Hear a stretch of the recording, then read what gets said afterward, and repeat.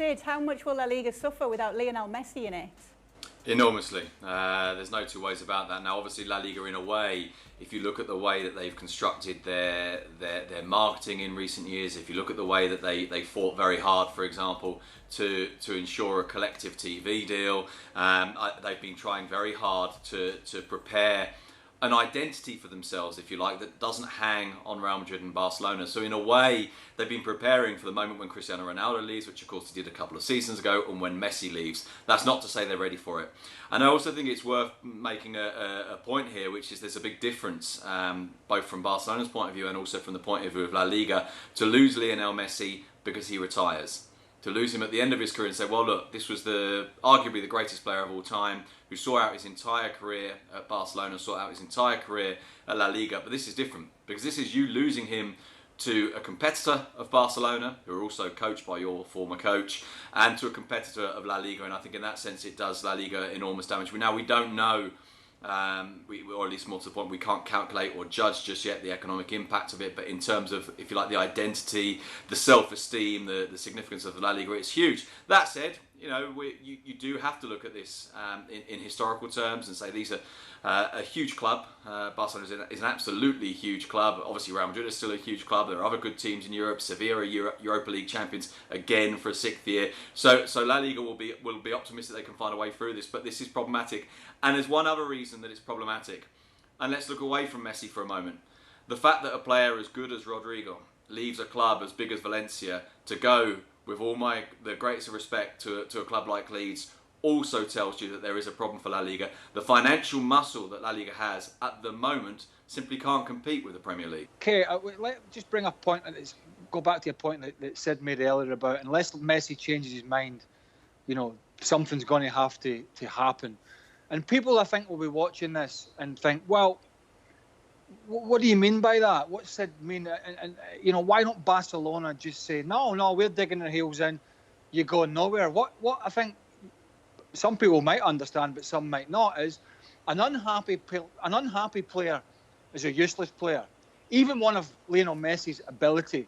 And Barcelona know this. Now, you know, Barcelona could dig their heels in and say, no, nobody's going on anywhere, just for the sake of it, and keep the guy. But they know they are not going to get anywhere near the return on the field like they've had. So, as Sid said, it really is in Messi's hands, because unless he changes his mind and everything gets fixed and resolved, and that seems unlikely, Barcelona have got a really unhappy player. And really unhappy players don't score 50 goals a year. They don't excite the fans every time they pull the strip on, because of that very reason. And so, you know, for people that might not understand why he's holding the cards and Barcelona are not really holding the cards here, I think that's a good point to make. Yeah, definitely. And Shaka, PSG are also there's some other factors. So go on, Sid. Sorry, Kay. Yeah, I was just going to add in some factors to, if you like, reinforce what Craig's saying. And here are some other factors for you. One is that this is Leo Messi. This is the best player in Barcelona's entire history. The last thing that they want is for his legacy to be even more sullied by this, for the departure, if and when it happens, to be even more nasty. So then there needs to be, I think, for everybody's sake, some, even if it's a facade, some degree of amicability about it. And remember the other factor. Messi was walking away because of a clause in his contract that allows him to do so. Well, that contract only has one more year to run. So what do Barcelona do? Force him to stay for a year, and then in a year's time he goes anyway in much more difficult circumstances. And there's another element to this which is really important, and it's economic. And deep down, given the choice between, as Craig says, an unhappy and probably underperforming, or certainly underperforming, probably not performing at all player, or the chance to save themselves close to 100 million euros on salary in the next year, and who knows, maybe get a transfer fee or some players in return for it. From Barcelona's point of view, in terms of the mechanics of it, now obviously emotionally now this is broken, it's gone, it's ruined. But in terms of the mechanics of it and trying to build and trying to rescue themselves, then in a way there's a certain degree of attraction for Barcelona, having reached this point to now try and do some sort of deal with Manchester City, or indeed, I mean, we're talking about Manchester City. Let's not forget that there are other clubs interested, but I think City are without doubt the front runners. Yeah, you mentioned other clubs interested. Shaka, PSG said to be one of them. There is a report that Neymar has been on the phone to his friend Messi. We know one of the reasons that Messi was so upset at Barcelona is because that move back for Neymar didn't happen. Could you see him maybe going into a club like PSG? Listen, if money wasn't a factor, absolutely, yes. How good would Messi be in that front three that would include Neymar and Mbappe? But of course, there's financial fair play that even PSG, have to consider. Both Neymar and Mbappe are still on contracts. They've got another couple of years to run. The understanding was that PSG were preparing to sit down with them to discuss extension to those contracts.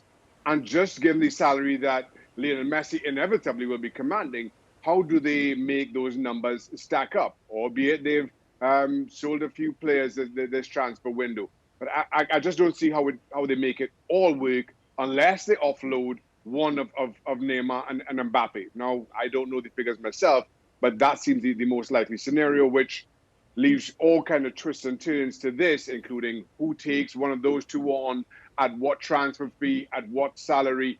That just adds another layer of difficulty to them bringing in somebody like Lionel Messi. I think the other thing as well, Kay, to remember here, I'm not by any way downgrading the French league, because we've just seen some French teams do great in the Champions League. But there is a kudos to winning the Premier League, and there is a challenge to winning the Premier League, and we know the domination of PSG in France, and there has to be an element of that in it as well for Lionel Messi. He's had both European and domestic success big time at Barcelona. Manchester City are striving for the Champions League, but they're also striving to topple Liverpool from the top of that league as well. And Messi has seen this firsthand. He'll have seen what Liverpool have done this season.